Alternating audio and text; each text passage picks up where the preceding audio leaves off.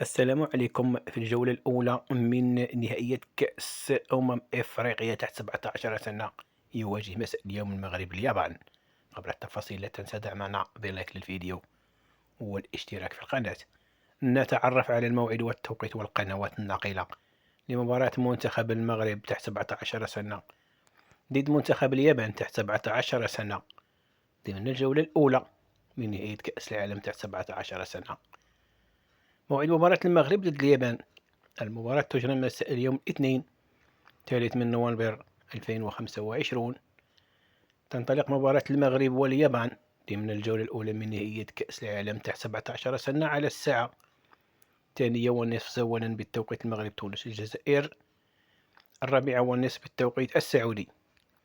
ومن المنتظر إن شاء الله نقل المباراة على قناة الرياضية الأرضية وعلى قنوات بي إن سبورت